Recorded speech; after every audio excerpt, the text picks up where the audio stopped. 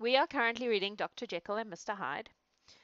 Um, we've done 2 so far, and I believe that the 2 that we've done are already up on our YouTube channel.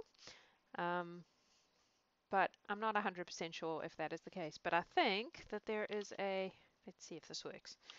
Jekyll and Hyde, I think is what he did. Oh, that didn't work.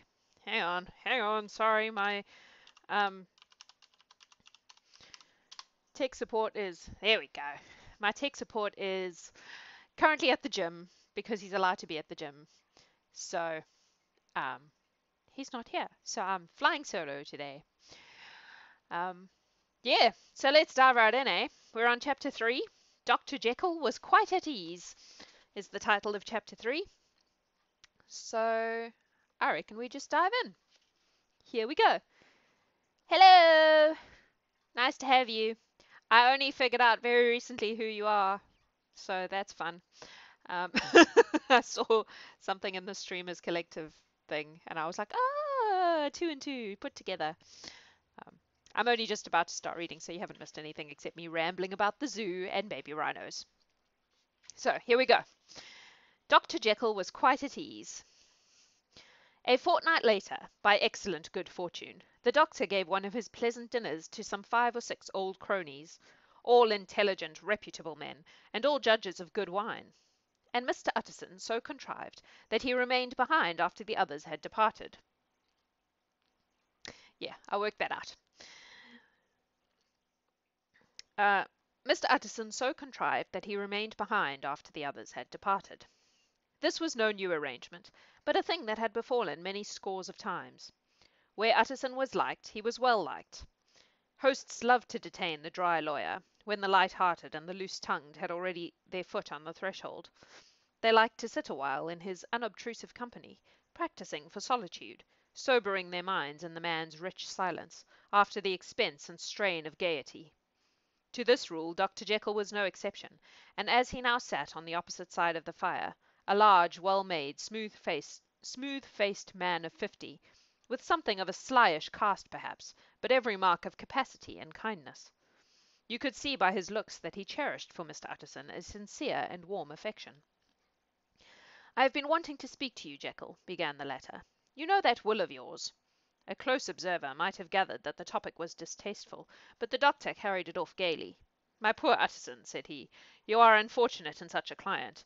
I never saw a man so distressed as you were by my will, unless it were that hide-bound pedant Lanyon, at what he called my scientific heresies. Oh, I know, he's a good fellow. You needn't frown. An excellent fellow, and I always mean to see more of him. But a high-bound pedant for all that.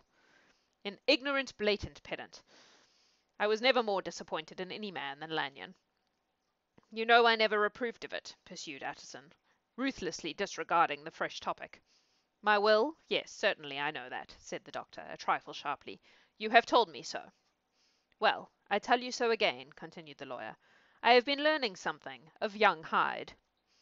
The large, handsome face of Dr. Jekyll grew pale to the very lips, and there came a blackness about his eyes. "I do not care to hear more," said he. "This is a matter I thought we had agreed to drop." "What I heard was abominable," said Utterson. "It can make no change. You do not understand my position," returned the doctor, with a certain incoherency of manner. "I am painfully situated, Utterson. My position is a very strange one. It is one of those affairs that cannot be mended by talking." "Jekyll," said Utterson, "you know me. I am a man to be trusted. Make a clean breast of this in confidence, and I make no doubt I can get you out of it." "My good Utterson," said the doctor, "this is very good of you. This is downright good of you, and I cannot find words to thank you in. I believe you fully. I would trust you before any man alive, aye, before myself if I could make the choice. But indeed it isn't what you fancy. It is not so bad as that. And just to put your good heart at rest, I will tell you one thing. The moment I choose I can be rid of Mr. Hyde. I give you my hand upon that, and I thank you again and again. And I will just add one little word, Utterson, that I'm sure you'll take in good part. This is a private matter, and I beg of you to let it sleep." Utterson reflected a little, looking in the fire. "I have no doubt you are perfectly right," he said at last, getting to his feet. "Well, But since we have touched upon this business, and for the last time, I hope," continued the doctor, "there is one point I should like you to understand. I have really a very great interest in poor Hyde. I know you have seen him, he told me so, and I fear he was rude.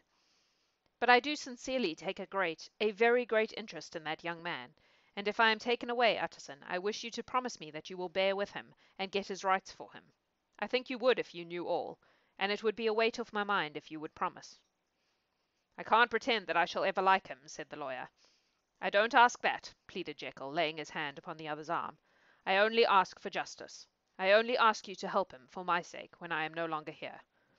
Utterson heaved an irrepressible sigh. "Well," said he, "I promise." That was a really short chapter, you guys.